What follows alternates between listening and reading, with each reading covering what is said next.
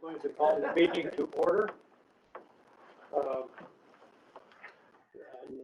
So everybody put your cell phones away, please, and other distractions. Thank you. I'll do the roll call. Before I do the roll call, let's have a statement of what time is it right now? 5:45. 5:45? 5:45. Thank you.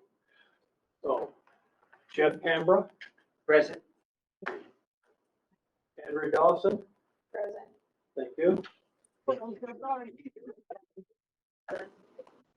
Okay, Present.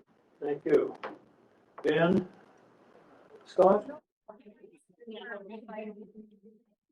Marcus Crawley, I'm present also. Thank you, Mark. So the first agenda item is to approve this meeting agenda. I asked for, is there somebody that moves to approve this agenda? Second. Okay, it's been moved and seconded. All in favor, say aye. Aye. Thank you. This agenda is approved. Agenda item number 3, public comment. Is there anybody that wants to make a comment about a non-agenda item? Hearing none. Thank you. We will move to agenda item number 4, approve the minutes from the March meeting. Does anybody move to approve the minutes from the March meeting?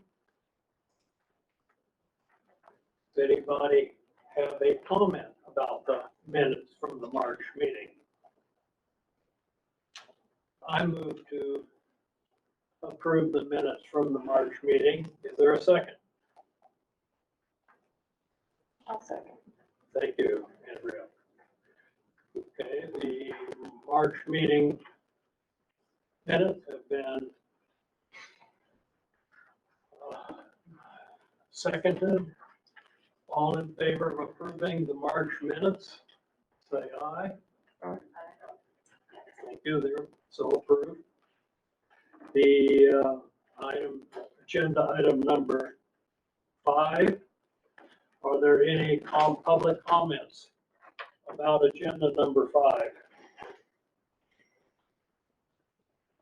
Hearing none, we move on to agenda number 5, which is planning for the BMOC annual report for the previous fiscal year, and largely based on the audit reports that we received last month. Are there any comments? Okay, so we're going to then move to select members of the subcommittee that will draft the annual report.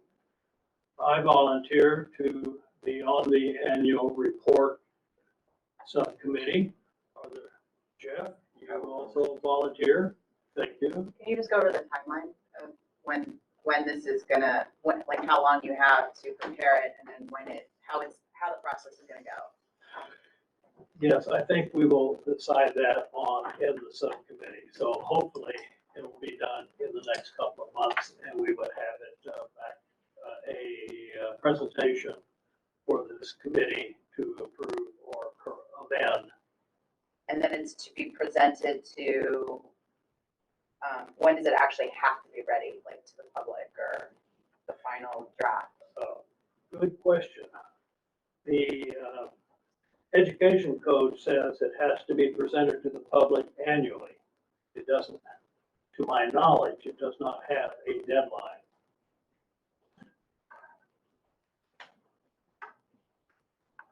Are there any other questions or comments? I would like to volunteer as well. Great, thank you. So the subcommittee would be Jeff Gambra, Cole Sexton, and me. I nominate myself as chairperson of the subcommittee. I appoint myself as chairperson of the subcommittee. Are there any other comments before we conclude this agenda item? Anybody? Okay, hearing none. We'll move on to the next agenda item. Agenda item number 6, Brown Act remediation letter discussion. Are there any public comments regarding this agenda item? Hearing none, we will move on to the discussion of this in our committee. Jeff, you are the author of the complaint against this committee that generated this remediation letter. I wrote a reply which I think shows that the complaint that started this remediation letter is unwarranted. Do you withdraw your complaint? So I'm not sure I would clarify it as a complaint. It was a notification to the district of your irregularities at the July meeting. Okay, so based on your explanation there, do you now withdraw it or you stand by it? Well, the situation is that a Brown Act violation did occur. And so we all have a duty to report or at least acknowledge them. So I think there is still a violation that needs to be corrected. Yes, and my reply showed that your request, that there is a certain procedure that's required by the Brown Act, and that your request did not comply with that procedure. So then I'm asking, do you want to still continue with your procedure, So which I consider fatally flawed? are you relying on Government Code 54960.1 then for that allegation?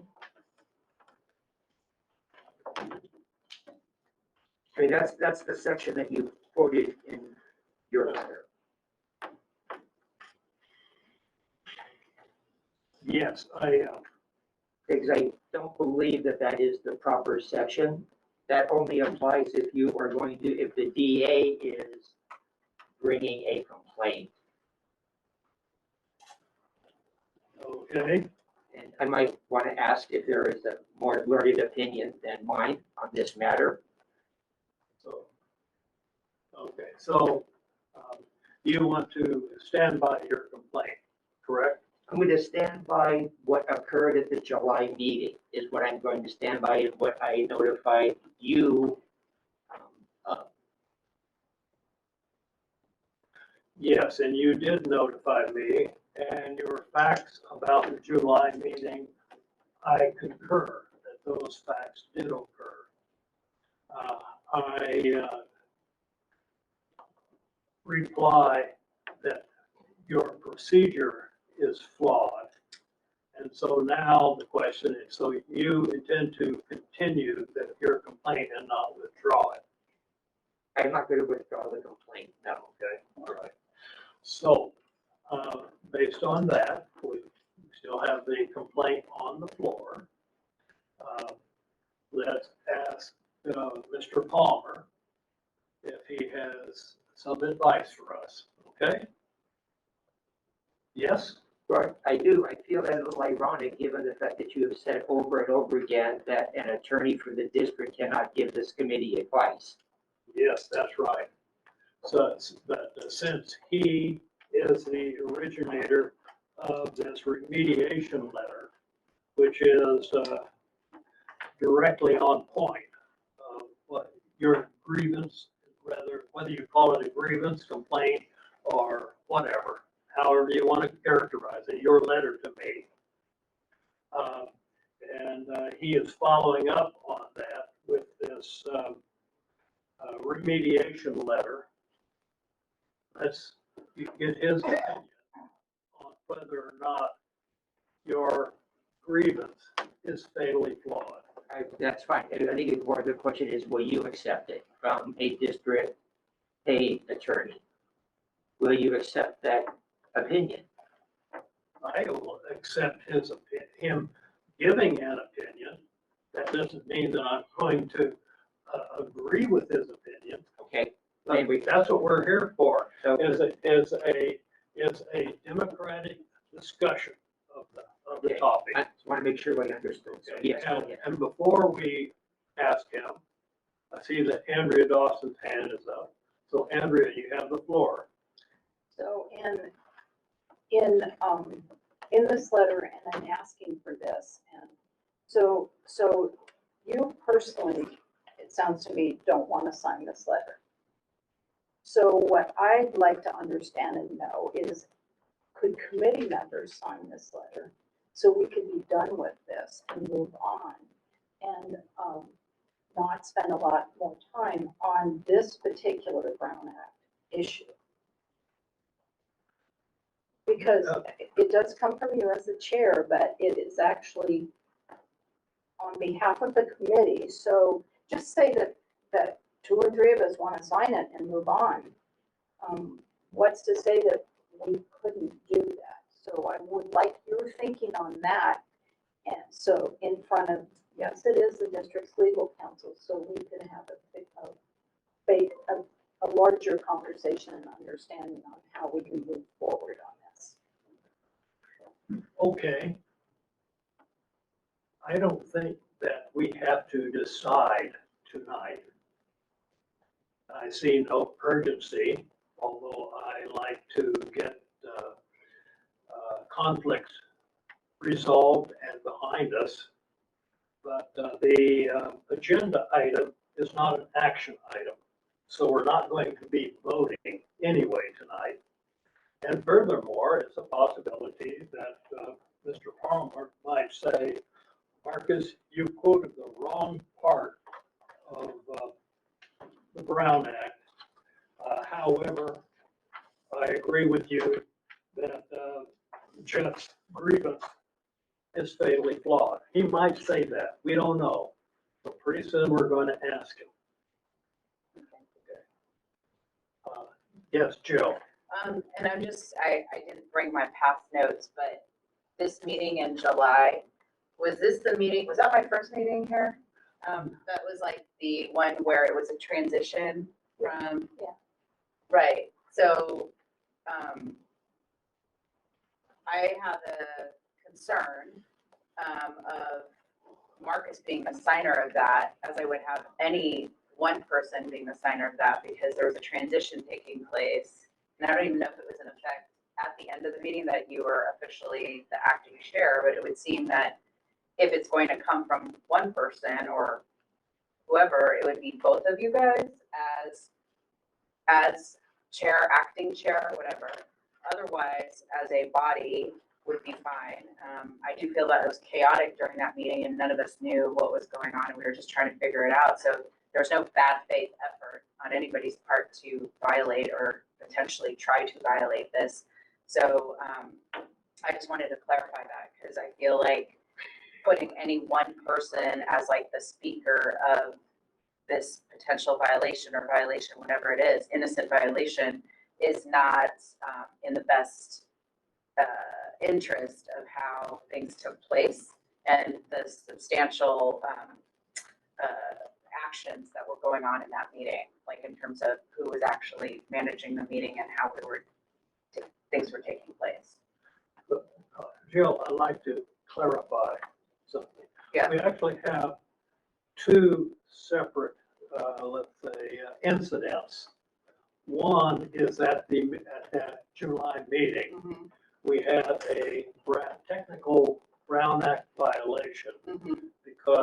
couple of members, Benjamin Scott being one of them, Right. was attending the meeting remotely without Right. video and audio Audio, on, right. and nobody said anything. Right. So that was a Brown Act violation. And we made a vote on that. Right. And 2 months later, we corrected the vote. Right. So when we corrected the vote, we technically Remedied it. corrected the Brown Act violation. However, there is a second situation, and that is a member of a committee, or as far as I know, anybody that is aware of the committee violation can make a demand that the committee pledge to never do it again. Although this was a one-time thing, it sort of sounds to me a little bit silly that we're never going to do that again, because now that we know about the Brown Act and remote attendance and things like that, it's not likely going to happen again. But there is a technicality there that a person can demand that a pledge be made to never do it again. And so that's the second thing that we're dealing with. And Jeff is the author of that grievance.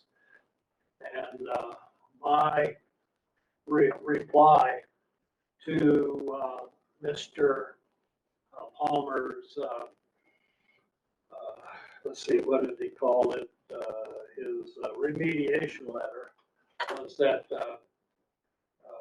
Jeff's grievance did not comply with the Brown Act requirements for that type of grievance.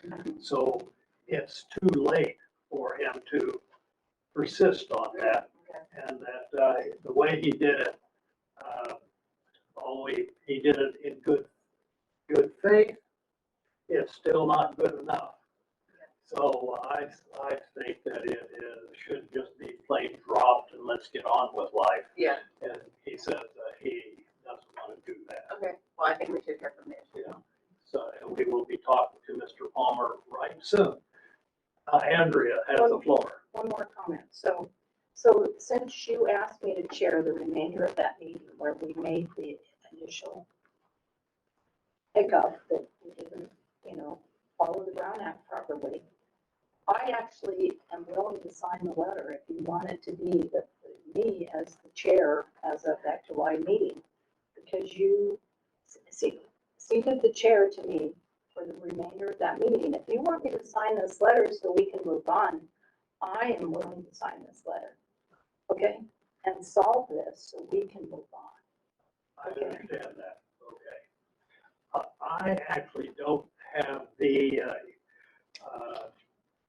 information yet on who signs this letter, whether it requires the chairperson, all the committee members, a majority of them, and if the district is going to sue us for some reason, let's see what Mr. Palmer mentioned in his letter, said that it could be either injunction or a misdemeanor, because a misdemeanor could end up being somebody in jail for a year. So we don't really know whether he would be suing us individually or send this complete committee to jail, or what it is. So we have to ask him about that a little bit. I don't have the answer to that. And I know you want to get his answer, but Jeff has the floor now. So just have one question, it's to John. In the remedy for a Brown Act violation, can you bifurcate that into redoing the action and not writing the letter? Is that a single remedy? Well, no, No, John doesn't have the floor yet, but you asked the question, and now the question's on the table, and I will grant John Palmer floor.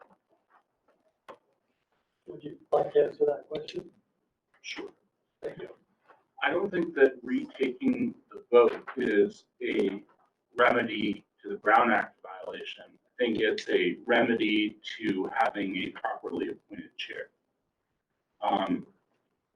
The letter that I drafted, it's from statute, is not a perfect fix, because the letter that you wrote wasn't exactly a cease and desist letter, but it seems like the best option to put this to bed and limit your liability going forward, because the policy behind the statute seems to be like the Brown Act's complicated, and if a legislative body makes a mistake and it's brought to their attention, you should acknowledge the mistake and promise you're not going to do it again. And if you do that, then everybody can go on and nobody can sue you and nothing bad can happen.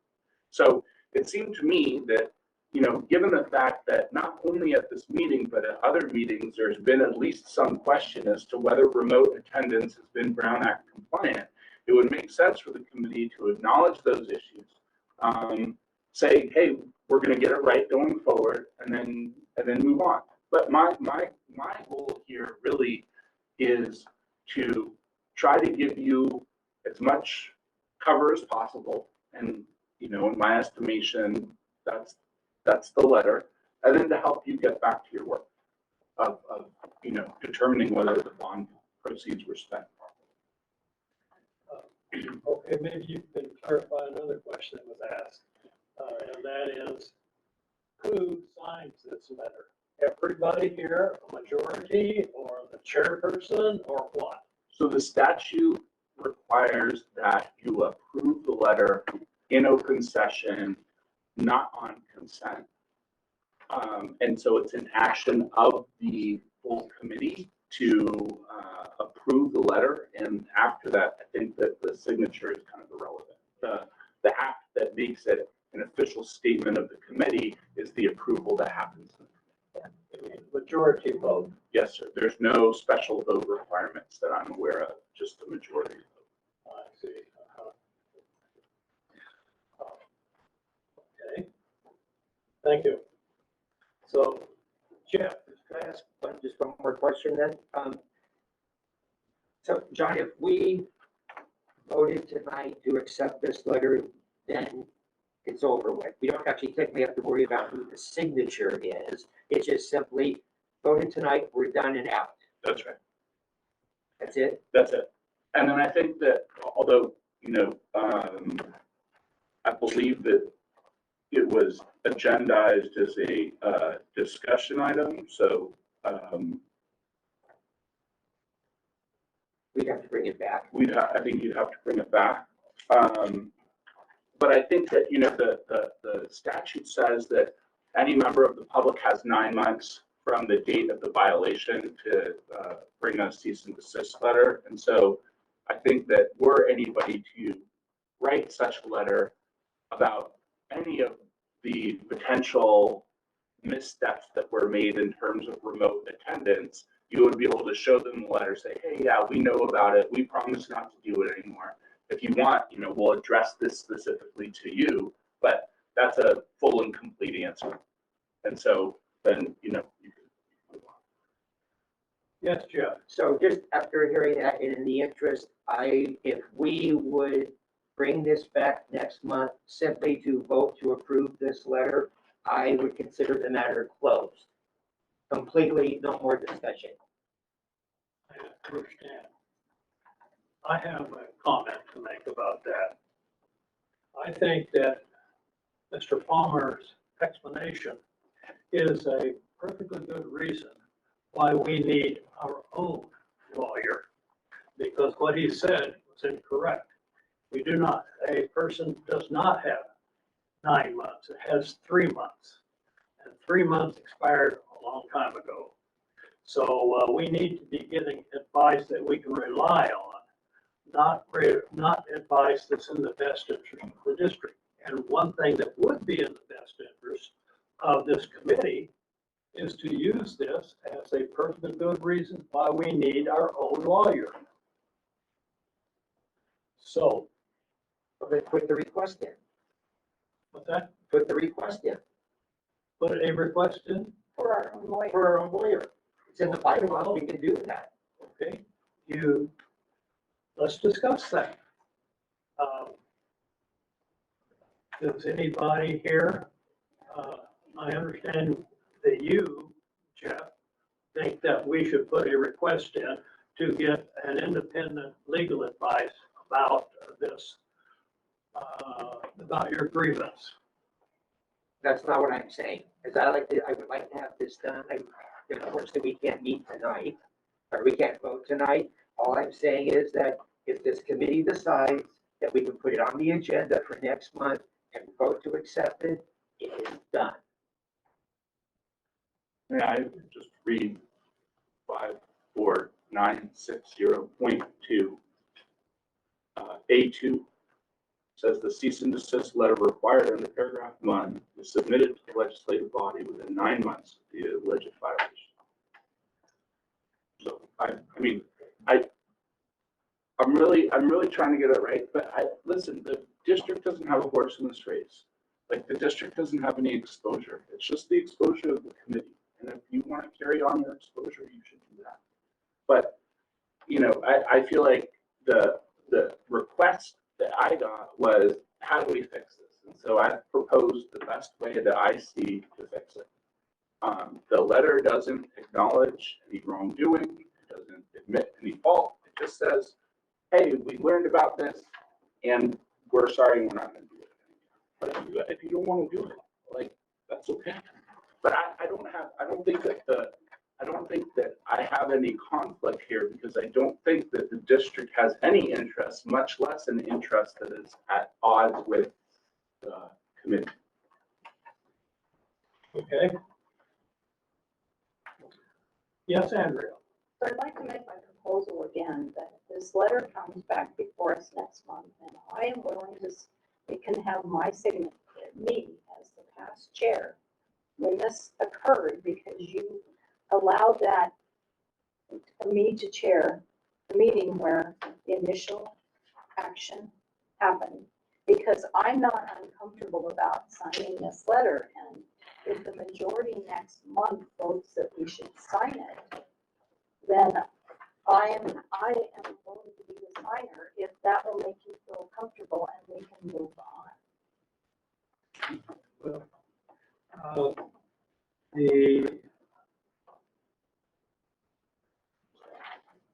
yes, Jill.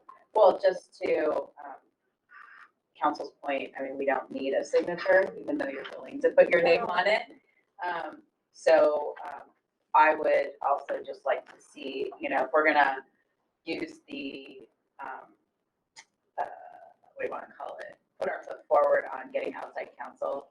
I just don't think this is the one to do that. I think that this is rather a simple issue that I too personally would rather see move on, because again, it was all done in good faith and in terms of our actions, and we're just learning and moving forward. And that was a new thing for us. So I would just like to see this move forward as well. Potentially there's minor tweaks with the letter. I have to look at it again, but overall, I think that the spirit is there, and the actions of us acknowledging that, yeah, maybe something went wrong, but we've learned and we're not going to do it. We know how to operate now is good enough for me to move forward. And I don't think it needs to be signed by anybody. It's just the body. Are there any other comments regarding this? I just offer one more thing that's not really a comment, but the text of the letter is pretty much provided for by statute, and so I agree, that it could use some tweaks, but I think it would be good to, as you make the tweaks, just keep an eye on what the statutorily provided language is, so kind of whether you're changing something that I wrote. Okay, well, my analysis is, yes, I could say, yes, Andrea, what you say makes perfect sense, and I agree to go along with what you said as the course of least resistance. I could say that. I've got another point of view of course, the least resistance is for Jeff just to withdraw the darn complaint. You know, and that would put it all behind us. There's no reason for this to have ever been, see the light of day. But I will make sure that this is on next month's agenda. And I will review the correct procedure for making such a grievance, complaint, demand. And that's actually what the Brown Act requires, is a person who's identified a Brown Act violation must make a demand. And he never made a demand. He made a request that that I talk to somebody or look at something and get back to him and suggest this to the committee. That's a request, not a demand. So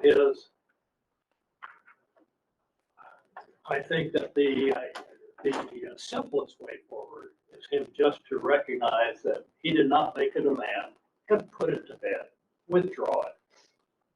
But I will put it on the agenda for next month. Yeah, and I was gonna say, I don't disagree with that either, as an option. I would just say that if we're gonna come back and have a fruitful discussion, that somebody should manage or work with somebody else view in finalizing whatever this draft is, the tweaking portion, to make sure that we have it ready for the body to see and vote on what actually we might be passing, instead of then dragging it out to another month because now we're making the changes. So that's what would be my proposal, as well as some discussion around just having Jeff consider withdrawing it altogether. Okay. Well, I will exchange communications with Mr. Palmer so that we have a letter that is acceptable. And that doesn't mean I'm going to approve, vote in favor, but the wording is not offensive. Yeah. Jeff.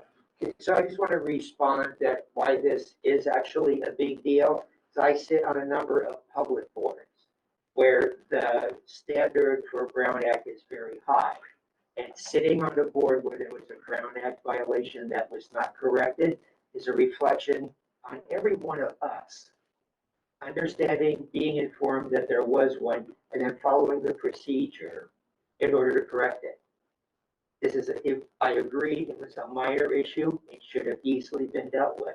But I don't want this coming back saying that I sat on a board where there was a Brown Act violation and it wasn't remedied. Well, Jeff, it was remedied.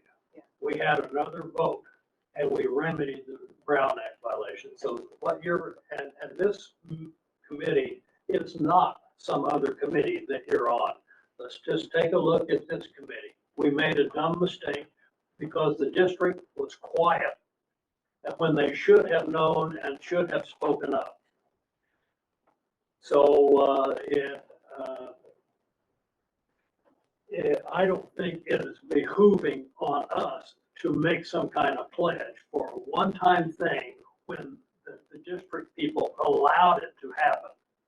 And it was a change in the law anyway.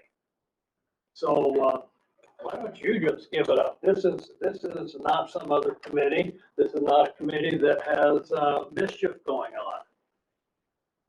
Never said it was. Okay, so we don't have to make an example to the world. Okay.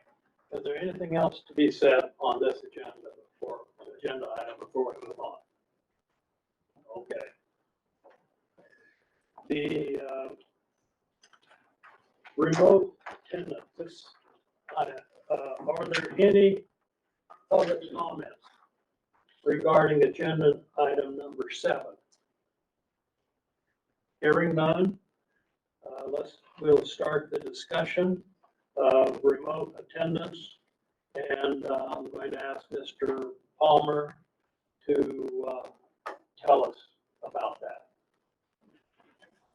So, I mean, I'm kind of a big picture person, So the way that I think about this is before the pandemic, I think that the law really wanted people to be in person if at all possible. But it provided for a couple of ways for people to attend remotely. One of them being that if you have another location and you agendize that other location and you make that other location open to the public, then somebody can be at that other location and the public can come to that location and it can be sort of a satellite location. And it also sort of recognized that, you'll excuse the vernacular, shit happens. And sometimes people can't make it because there's an emergency or something else going on. Then the pandemic came along and it was like, oh, well, we're all going to get COVID, so we should go remote. Now that's over. And we're sort of back to, you should probably be here in person, but there are a few situations in which it's okay if you're not. I'm not going to talk about having a remote location where you've agendized the remote location and the public is showing up there, because that doesn't seem to be what's happening in this committee. What seems to be happening in this committee is that individual members sort of just show up on Zoom. And so this is sort of the analysis for that. There are sort of two ways that you can just show up on Zoom. One is if you have just cause. And the second is if you have an emergency. So we'll take those sort of one at a time. Does it say emergency or medical emergency? Well, so it says emergency circumstances, and then we'll get into exactly how emergency circumstances is defined. But I'm just calling the buckets just cause and emergency. So the just cause is defined as you can have a caregiving issue, so you need to take care of an immediate family member, and the statute is actually even more specific than immediate family member, and it tells you exactly who that might be. You can have a contagious illness, so if you're like, I have the plague, you guys don't want it, I'm going to show up by Zoom, that's okay. You can have a disability and you're not required to divulge the nature of your disability, but if you have a disability, and I think of this more like I broke my leg and now I'm on one of those little scooters and it's a pain for me to get in the car. That will qualify. Or if you're on, John, yes. please allow us to interrupt you for questions. Please interrupt me. Okay, because we can't wait till the very end and remember all the rabbit. Absolutely. Okay, so if the person just says, I have an emergency, is that good enough? Or does he have to say something like, can't they just say, I have an emergency with my leg? So Does he have to give us a little bit of understanding? So right now, we're talking about just cause. We'll get to emergency in a second. Oh, okay. But under just cause, you can say, I need to provide care to a member of my immediate family. I have a contagious illness and I don't want to get you sick. I have a temporary disability that prevents me from getting there or that would make getting there unduly difficult. Or I'm traveling on official business either for the committee or for another public agency. So those are the four possibilities to satisfy the just cause. So you're saying, well, that definition that Benjamin Scott, when he attended, because he was in Minnesota, that was not good enough just cause, because he was on vacation or something. Maybe on a business trip, but his presence in Minnesota didn't fit any of those just causes that you just mentioned. So I wasn't here for when Mr. Scott wasn't here, and I don't know what the circumstances were, but I do know what the statute says is the four things that qualify as just cause are caregiving for an immediate family member, contagious illness, disability, or traveling for the work of the committee or for another public agency. So then let me ask you again. A month or two after that, Andrea didn't show up because she was in Santa Barbara. Mhm. So that wasn't just cause enough either? So it's I worth, actually had just cause. It That- was my brother that was in the hospital, so that was my just cause. Oh, okay, well, I didn't know that. All I knew is that you were in But to Santa that Barbara. point, does she have to disclose, I'm going to see my brother? I think you can say that I have to provide care to a member of my family. Okay, And so, I see. you know, it could be childcare, it could be a grandchild, it could be a parent or a grandparent, it could be your spouse. You don't have to like get into specifics, but I think that you should identify which one of the four buckets of just cause you're falling in. And I think that, you know, although the statute doesn't say anything about this, my suggestion would be that you give each other the grace of assuming that you're telling the truth and coming from a place of good faith. And if somebody says I have to provide care, I don't know that you need to do very much more than that. My suggestion would be that you take that at face value and move on. So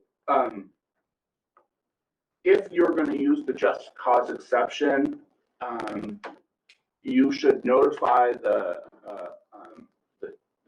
chair of the committee, and you might want to just tell everybody on the committee as soon as possible. The statute does acknowledge that as soon as possible, maybe as the meeting starts, because you get the call that, you know, your kid's sick or got hurt at baseball or whatever, and you got to run and pick them up. But, you know, as much courtesy as possible. Yes, question there. sorry. So when you said notify the chair, Yes. so far, mostly, we've been notifying Mark Johnson. Okay. And so you're saying that aligns with my interpretation of it, because they're supposed to notify the committee, Mhm. not the emissary to the committee. Yeah, I mean, my suggestion would be just to let the group know Yeah. Okay. so that everybody knows what's up. Yeah. I don't know that there's any need to be parsimonious with this. Yeah, okay. And then, you know, the statute says, give a general description of what's going on. And so I think, you know, they say 20 words or something like that, but it's basically like, this is which one of the four buckets I'm falling in under just cause. And the last thing that I'll say is just cause does not require committee approval. So you can just say, I have just cause because I, you know, broke my leg, and so I will be attending remotely, and that's good enough. So we're going to pause there, and we're going to move to emergency. And then after that, there are a few provisions that apply to both just cause and emergency. So an emergency is a medical emergency for yourself or your family. And I think that one has to give weight to the word emergency. You know, it's not, I don't feel well, or I have, you know, general malaise, but something's actually wrong, right? And of an emergent nature. When you say emergency, Yeah. I would guess that it means that it happened in the very recent past. Something, it's not something that goes on month after month after month. I would agree with that, and I would also say, you know, my sort of test for this would be, if I told you that I were going to the emergency room for this, would that make sense? You know, so, right? If you're like, I'm short of breath, like, get out of here and probably don't come to the meeting, right? But if you're like, my left eye is sore. So, right. My doctor says don't leave home. That's an emergency. So to me, my doctor says don't leave home would be more of a disability under just cause than a medical emergency. And we'll get to a couple provisions that are relevant to that in a second. Okay. So it's got to be an emergency. If you're having an emergency, you have to provide a general description of it. Like, you don't have to get into the nitty gritty, but you should provide some detail that you're comfortable with. And I think that, like, I'm having a medical emergency and I'm going to the emergency room is probably enough to get you there. Right. Again, you need to provide the request ASAP to the committee. And if you have if you're going to use the emergency bucket, that does require committee approval. So, I would either email you guys or come on the video and say, hey, fellow committee members, I'm having a medical emergency. I got to go to the emergency room. I'm not going to be there. And then somebody would say, I moved to let John attend remotely. You guys vote. And then if you guys vote that I can't, then I can't.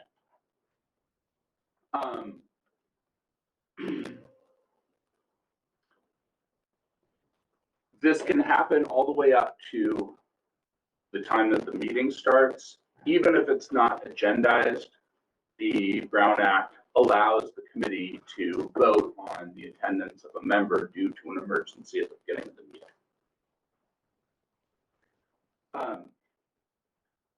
Whether you use just cause or emergency, if you are going to attend remotely, you need to disclose what other adults are in the room and what their relationship is to you.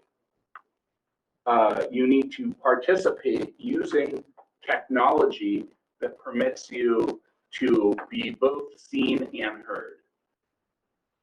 The statute is a little wiggly on this because it says that you have to use technology that allows you to be seen and heard. It doesn't say you have to be seen and heard, but I think that the spirit is clearly that the legislature wants the public to be able to see the legislative body deliberate and take action.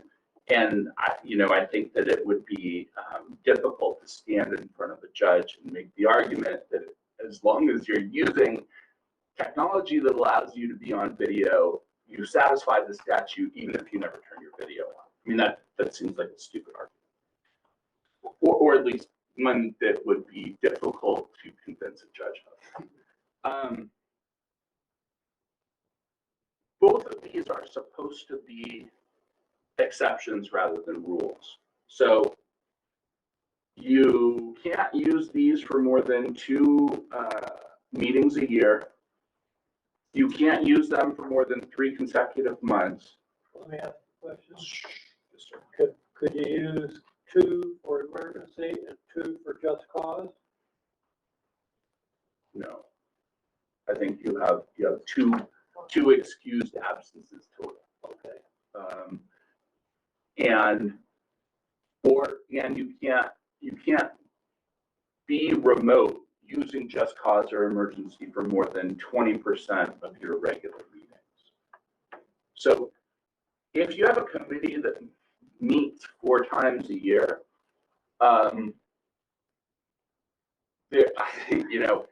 there's one way of reading the statute that says you can't use this at all because one meeting is 25% of your regular meetings, which is more than 20%. But I think that again would frustrate the purpose behind this, which is to acknowledge that life happens and that sometimes people need to attend remotely. And so I would suggest that the rule for this committee be no more than twice a calendar year and for no more than 3 consecutive months. And I think that the implication is that if you are not able to be here in person for more than that, then maybe you're not able to discharge your duty to the committee and that you should resign the committee in favor of somebody who is able to meet that obligation. So that's what I got on remote attendance. Happy to answer any questions. Yeah. So where does it fall in line that you're just with your family vacationing, like over spring break? Yeah, that's not just cause and it's not. an Right, emergency. so then it's just like not, you have to be here. Yeah. But what about the other method though, where if you post the agenda and Right. and do that all that other, That's fine. Yeah. And here's the thing is you can just not be here. Right? But if you're like, I'm in Mexico on spring break, Yeah, I'm just gonna miss a meeting.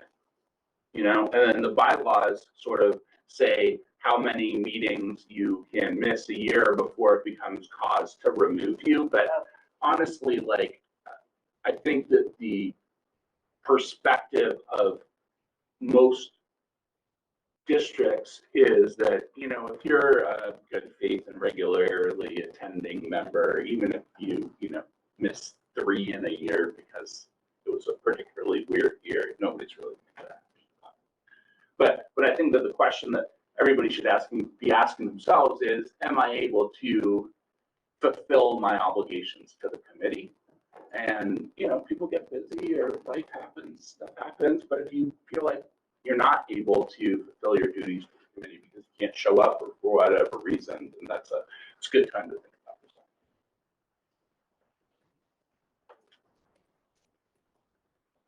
Thank you. Are there any other questions or comments? Yes, I got just a clarification on the one you didn't cover where Yeah. you post the agenda Mhm. and all the rest of that and it's noticed on the. Yep. Like, is there a limit of just 2 of those a year? No, but you do need a quorum to still be in the district. Even if you're remote, you need to be in the district. The quorum needs to be in the district, and as long as you have quorum in this room, then somebody else can have the remote location that's agendized and open to the public, and they can appear remotely, and there's not a limit on the number of times. There's not, I'm mostly concerned about the limit. Okay, so no limit. I've got a question. Yes, sir. Correct me if I'm wrong. When I studied this. Yeah. It seemed like if the legislative committee has a quorum in an open session, that there is no requirement for a person that's attending to post the agenda and allow the public into to their video. Oh, no, there is. It seemed to me there was 2 separate situations there. Uh-huh. And you're saying that I've misinterpreted. Yes. Okay, I'll double check on that. So Yes, Andrea? that kind of brings me to it's kind of related to this remote attendance, but it's a procedure discussion of what happens when you have a quorum in this room or in the jurisdiction, and this is the jurisdiction, and then you have remote attendance, and then you lose the quorum in this room, but you still have 2 people that are remote, so that would make, if the majority is still in the meeting, can you continue a meeting and do business in the remaining items on the agenda? Generally, yes. You can, with 2 remote. Right. Okay, As long as you had quorum to begin the meeting. you can, okay, that's, Yeah, and even if you have quorum, say you have quorum here, and then people leave, and you no longer have quorum, the meeting can continue, you just can't take any action, because you don't have a majority to vote. so are you allowed to, so if staff's giving the presentation, you can have a conversation back and forth with them? In other words, I'm comparing this to Oakland Unified, I'll just be honest about it, we can never do that there. Yeah. You know, once we lose in the room forum, we're done, Mhm. so. Well, I mean, you just- could, yeah, I mean, you can keep talking. You just can't take any action. But can you get, but the public's still on video, and you can get a presentation and you can have questions and answers on that. Okay, that's what I want to know, yeah. So as long as the majority is here for, starting to get go. So Start. 10 minutes after, 2 people could leave, and you could still have the rest of the meeting with two votes As for long, both? Two as no? long as no action is taken. As long as no action I mean, is taken. Okay. I'm not saying it's a good idea. It seems Yeah. pretty impolite, but Yeah, you yeah, know, no, I, well, that's why I'm asking. yeah, And hopefully Yeah. not a pattern. It's like Yeah, somebody has to leave because they have a emergency. Right. Then all of a sudden we're left with a, Yeah. you know. Any other questions or comments on this agenda item? Well, once again, I don't know if I'm allowed to ask it on this, the Brown, it's like the Brown Act question. So, Well, we're going to be moving on to new business, the next item. Why don't you bring it up, Deb? okay, and I'll be able to get a, We'll be able to Response? discuss it, okay, all right, yeah, all right. okay? So, any other questions or comments on this agenda item? Hearing none, we'll move on to agenda item number 8, which is new business information item. So, who has a new business information item? Andrea?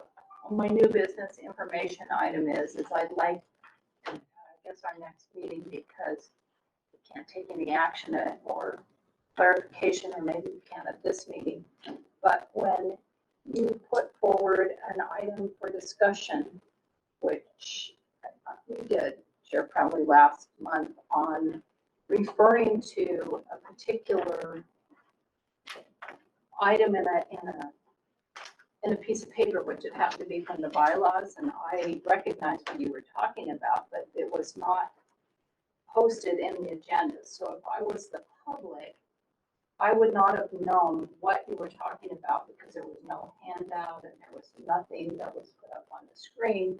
When you were asking, you were referring to 3.1 or something. I didn't go back in the minutes, but I've always understood it that you have to have enough information tangible that the public and the committee knows what you're referring to and what you're using as reference.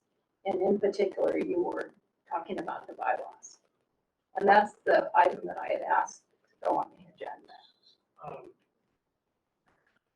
So let me see if I understand your point. The last meeting, we had a discussion about bylaws. And we did not have the bylaws as an attachment to the agenda. Is that what you're saying? Correct, because you were specifically referring to a section, and you didn't say this is out of the bylaws and you can go on a website and see, and you just were reading from it.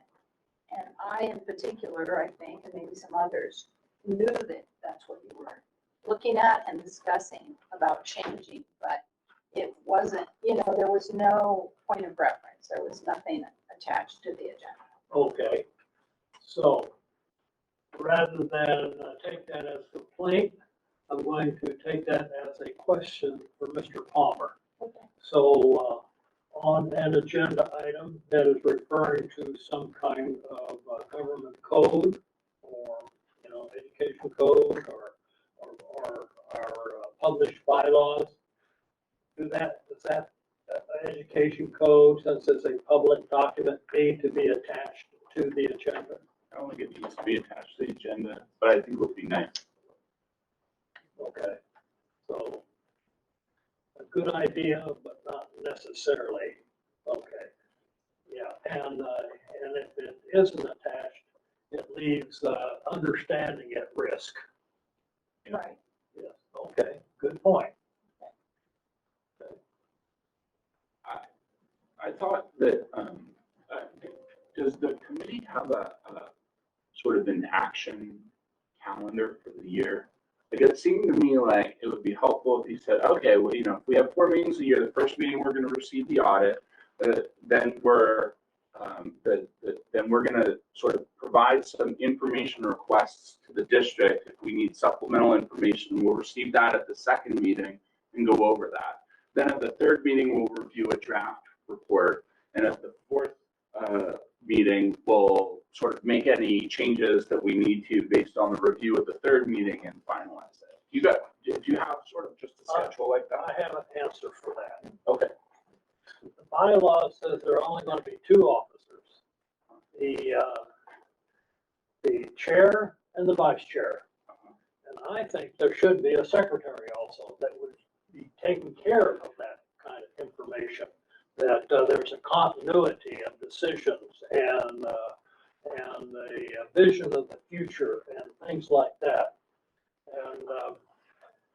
And we have never gotten organized enough to even bring that up as an agenda item. But yes, it is important to me, and hopefully, and it will be an agenda item in the near future.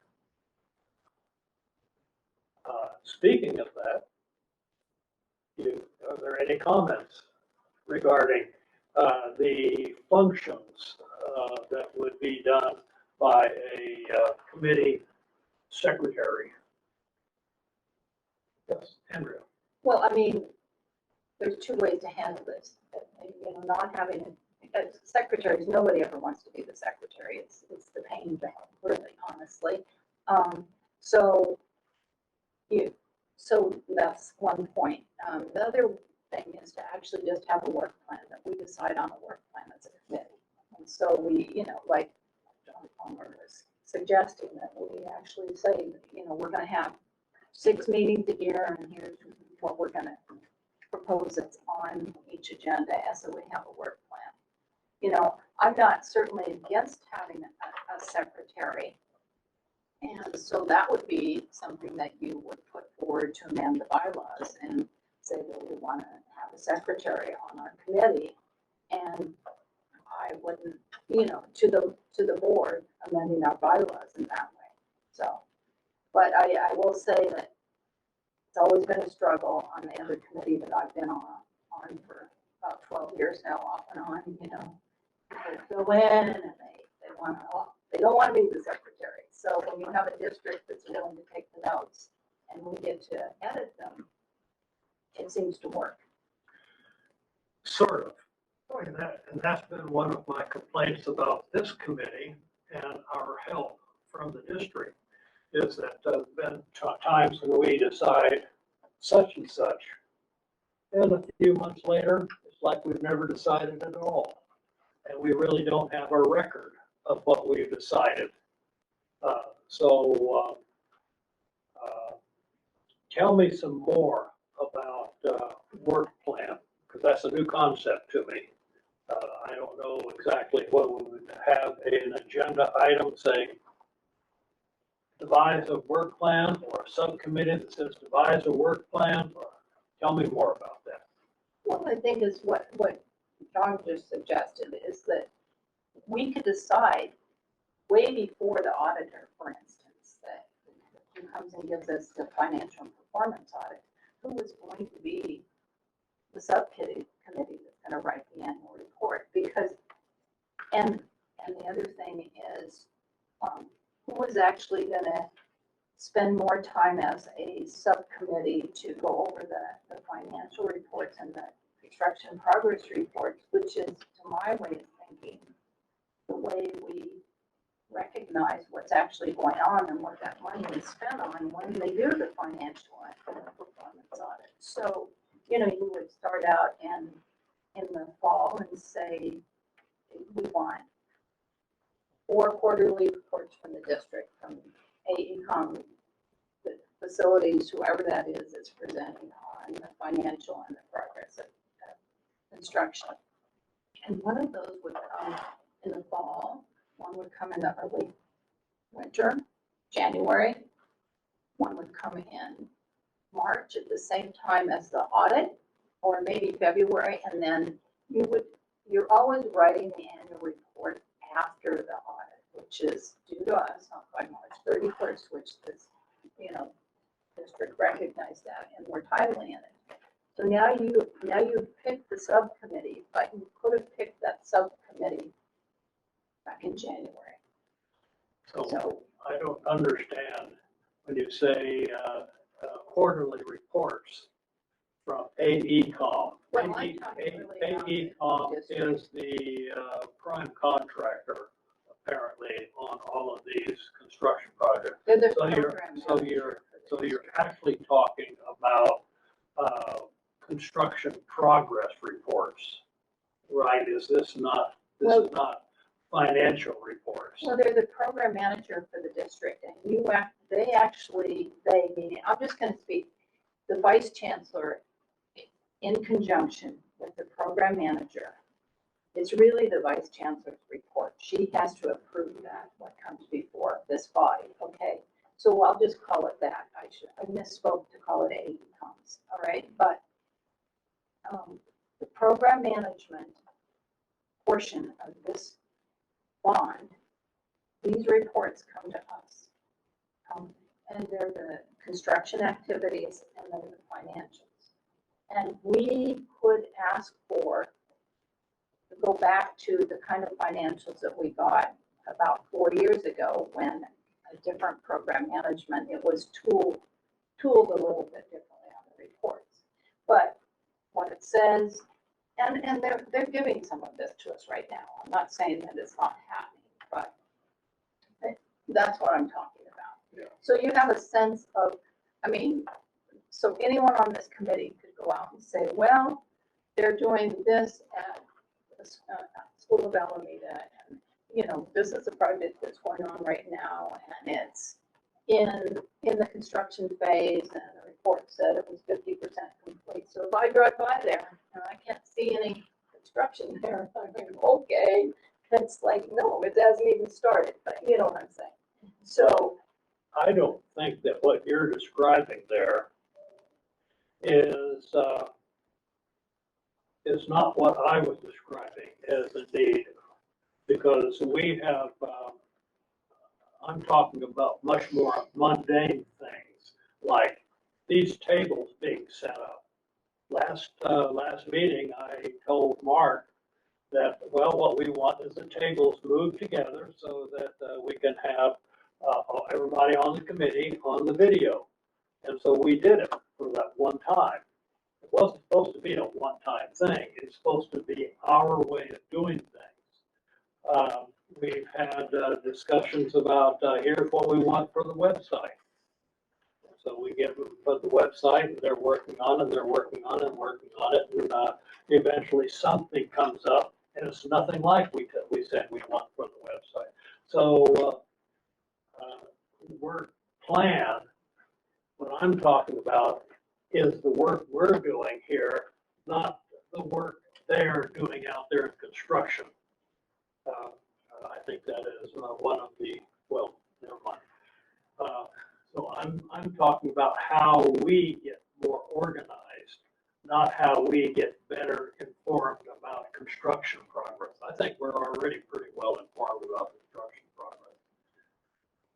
Jill. Well, I just, to Andrea's point, I think that it just allows us to have discussions on certain items, potentially when they're due or when we want them versus potentially when the outside contractors might present them to us. I think that's what the work plan decides. Oh, So if you want to have something biannually or, 4 times a year updated specifically because you feel this is necessary to like what we're doing, then we can make that part of the work plan.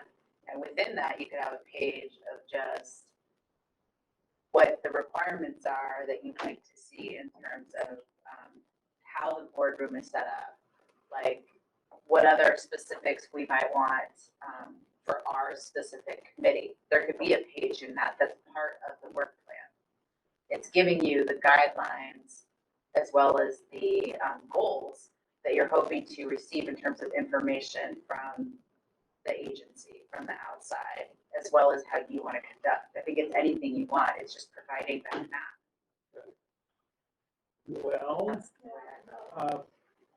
if we were, let's say we're going to have quarterly construction progress reports, and we're only meeting 6 times a year.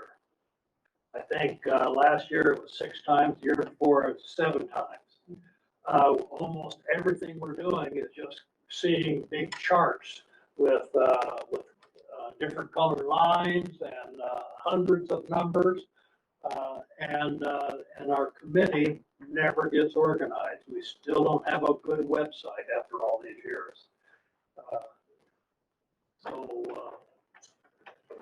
Well, I think there's some thought that has to go behind that, because you could say like, maybe this one meeting, we're only gonna talk about Peralta, we're only gonna talk about this school, this college stuff, and then the next meeting every other meeting, we'll pick another college that we're talking about, so we can kind of delve deeper in.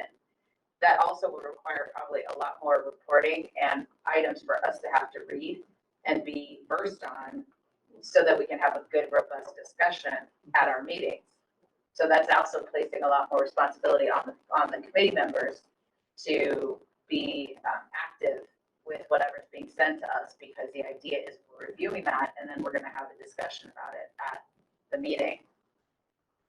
Okay, well, So that sounds good. That is a different concept than I've been thinking about. So, would you like to write up a little paragraph or two about that so that it doesn't get lost? I could do something general.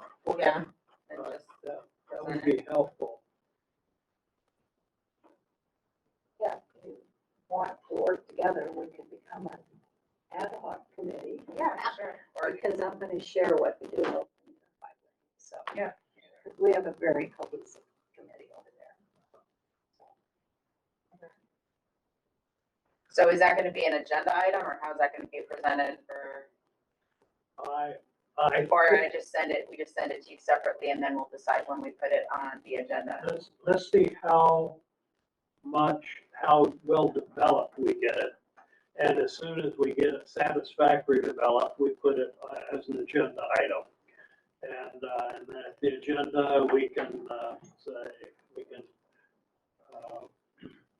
make suggestions to improve it or something.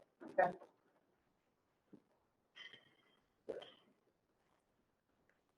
I like the idea about focusing on just one campus, so that we understand, until I drove around to the various campuses, all I said, okay, I understand the purpose of this new building, and I see a lot of dirt on the ground, so that's about it. Henry, So another new business item that I'd like for next month, and I'd like, is about the bylaws, and it's about the code of conduct. And if necessarily, it even belongs in the bylaws, is the way I'm gonna put it. So I would like to have a conversation of what the code of conduct appendix means, and what, if it belongs in our bylaws. well, Andrea, you raised a really good question, and I appreciate that, and I think I agree with where you're going with that. I think that we have a democratic group here, and then our democratic group, we really don't have a good place or some autocrat to tell us how to act. We're all adults. So I think we should examine that. Yeah, and then I think it's, fair to have fair conversation that we should have next month, and we should really understand how the communication has happened and what's transpired that you think that I have, some reason to put this on here, but I feel like I've communicated with you through the past months, and so we need to take this to a different place. So we either get it off of our plate, that we ask the board to remove that from our bylaws, or not. So I like where you're going with that. Would you send me a agenda item for next month that details that discussion, so it's well defined, so we know what we're talking about and we're not talking about other things? Sure. Okay. So any other comments on this agenda item? Okay, hearing none, we're at the end of the agenda. And we are going to adjourn. Thank you.